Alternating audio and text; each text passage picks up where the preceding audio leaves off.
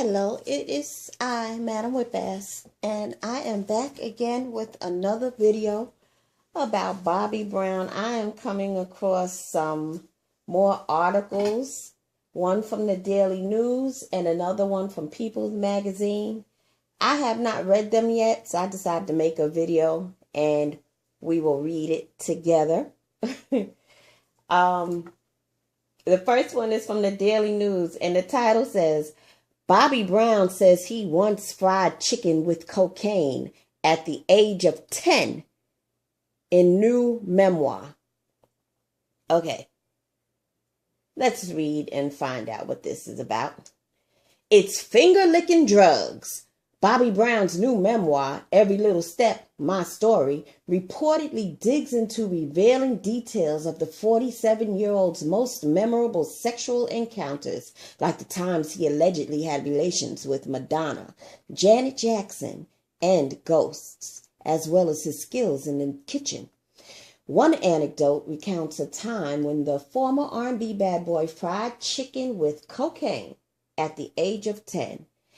As it turns out, the giant big bag of flour he used to coat his chicken wasn't really flour at all. I was 10, so I didn't recognize the strange smell emanating from the pan. A clip from the memoir obtained by Complex reads, After I had taken a few bites and feeling weirder with each bite, my mother walked in. Brown said his mother was excited that he made dinner until she came to realize what actually happened. With horror, she realized what I had done, he wrote. I fried chicken in her cocaine. A radical new addition to the family's culinary offerings. Cocaine chicken. He continued on to write his mother never explained to him what he had done, but he did figure it out months later. So Bobby is accidentally frying chicken in cocaine at the age of 10, but he wants us to believe that he never did cocaine, even though after he left New Edition and before his first solo album, before he connected with Babyface to make that first solo album, he moved to LA and was selling drugs. But he wants us to believe he never did cocaine. He only fried it in chicken at the age of 10, but he never did it until after he married Whitney Houston. And I would say after because one interview after that movie, Whitney and Bobby last year, or the year before, whatever, he says the first time he seen Whitney do cocaine, remember, was on their honeymoon. And then just last week with Robin Roberts, he says the first time he seen Whitney do cocaine was right before they walked down the aisle on their wedding day. He cannot keep his lies straight. Yet again, 1989, we see him dancing and drop a vial of cocaine or crack, it was cocaine, out of his pocket, and he picks it up. Okay, Bobby can't keep his lies straight. He is a liar, but let's go on and see what People Magazine is talking about. Stuff that we've heard before. Well, here are 7 shocking excerpts about Houston from Brown's revealing memoir. Number 1, Brown and Houston were often high in front of Bobby Christina. Well, that's not shocking. It's pretty obvious. But here's an excerpt from what he wrote. For some reason, Whitney's drug use got worse after Bobby Chris was born. Maybe it was because she had to stop using all those months while she was pregnant, but she resumed with a vengeance, writes Brown in his book. I would try to keep Whitney locked in the room, telling her she shouldn't come in front of our daughter because of the way the drugs affected her, but I couldn't police Whitney. Nobody could police Whitney. She did what she wanted. Adds Brown, our daughter was growing up in the middle of all of this. She often saw her mother and father high and was around the two of us when we were fucked up. We tried to keep it away from her, but it was hard for us to see her only when we were sober. How much quality time can you spend with your daughter when you're high all the time? I would get really mad at Whitney, scream and yell that I wanted a divorce. This went on for years and years. Our daughter saw it all. When I think about it now, I just feel enormous pain. We failed her. Number 2, Whitney had a strong sexual appetite. Oh, Jesus Christ. After Houston's death in 2012, a close family friend told People Houston and Brown had this sort of Bonnie and Clyde mentality when it's them against the world. Added a music source, she loved him. She truly did. In some ways, Bobby provided stability in her life, and she had someone who truly cared about her.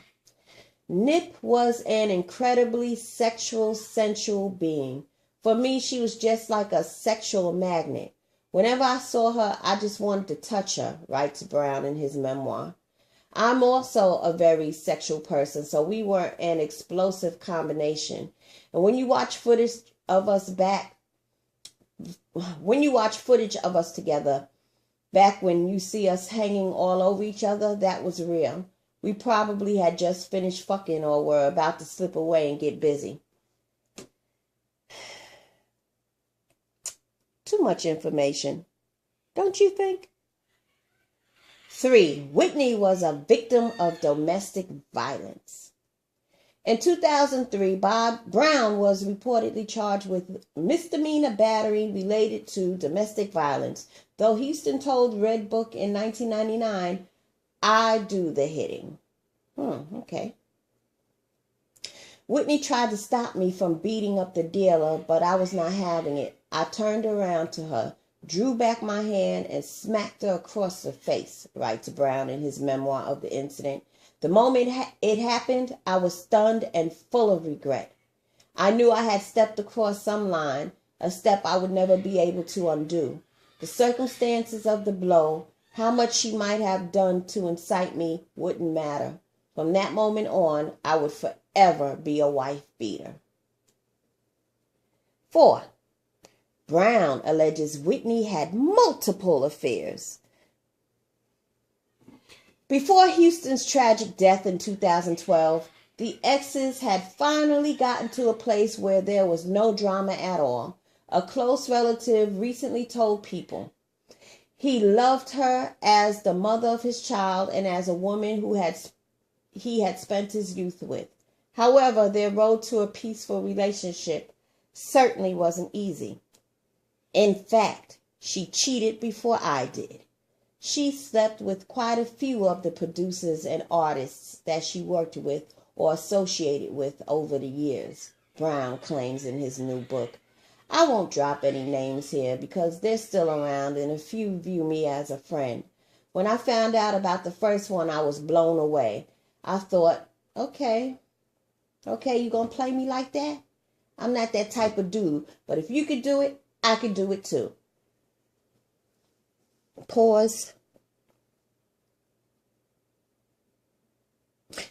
Clearly, it is obvious to me that Bobby Brown is one of them dudes who is always cheating, and because he's cheating, he's blaming his woman for cheating.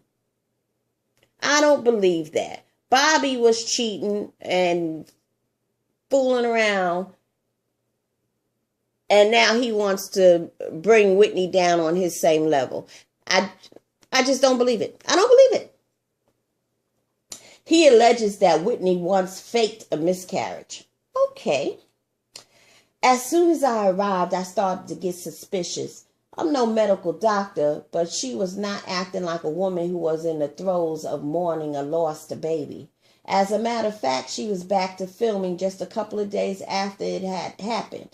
I never saw any evidence of her pregnancy or her miscarriage, so I started to think the entire story was a ruse created by her PR team, claims Brown in his book. When I confronted her about it, she was insistent. Bobby, yes, I was pregnant, she said, but I didn't believe her. To this day, I believe her pregnancy was a story that was concocted by her people to explain to the public why she would marry Bobby Brown.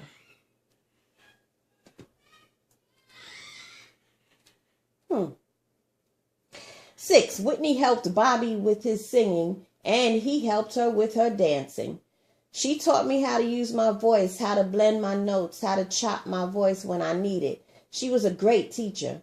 First of all, just to be around her when she was singing, to watch how effortlessly she did it, made you want to be a better as a singer. That's what she did for me. That last sentence kind of threw me off. Sorry. While she taught me how to sing, I taught her how to dance. At first, she was uncomfortable with dancing. Admittedly, she didn't have much rhythm, but she had a certain flair. If we were dancing together, she could hold her own, and we did love dancing together. I even sent my girl dancers on tour with her. I had them working with her, and she progressively got better and better. With the two of us working together, sharing our strengths, I think we made each other better entertainers. I have to admit, I absolutely believed what I just read about them teaching each other. He claims Whitney was not the sweet princess Hollywood made her out to be. This is true as well. Multiple sources have told People the superstar struggled with her perfect public image, which Brown also writes about in his book. There were a lot of expectations in terms of who she was and who people thought she was, the close family friend told People. Someone may look on the outside sturdy and strong, but on the inside you have someone who had insecurities and family issues and emotional, personal issues and struggles. If People thought Whitney was something different, they got a clear glimpse of who my ex-wife was through that show, being Bobby Brown. Writes Brown, she was a down-ass horny chick. She was the woman I loved. I was the man she loved. That's what the show was about, not drugs or anything else. Continues Brown, if anybody knew her, they knew Whitney was for real, straight up and to the point with anything she talked about, anything she had to say. There was no biting her tongue for anybody. That's who she was. She wasn't going to pretend to be something different or put on airs. The way she thought was, as long as I'm sharp, as long as I look good, when I walk out of this motherfucking room, then we're good. Yeah, sound like Whitney to me. Is there anything else to this article? Nope, that's all 7. Whew. I'm going to read what a guest has written in the comments section. I just glimpsed through it. For some reason, it seems interesting. This guest in the comments section says, I am stunned that Bobby Brown is now saying he wants to reconnect with the Houston family and loves them all. He says some very harsh things about them in his book, not to mention his sister and all the things she has been saying. He and Whitney divorced a long time ago, and now the only child they had together is gone. The best thing for both families would probably be to go their separate ways. There's been enough of all of this, and 2 people lost their lives already in all this drama. He has a new family now, 2 very young children, and a new one on the way. They should be his focus. I don't know if he's actually being serious and wanting to reconcile with the Houstons, or if it's for show. The only thing that really ties the 2 families together now is the legal case against Nick Gordon, but it doesn't appear to be progressing. Wow.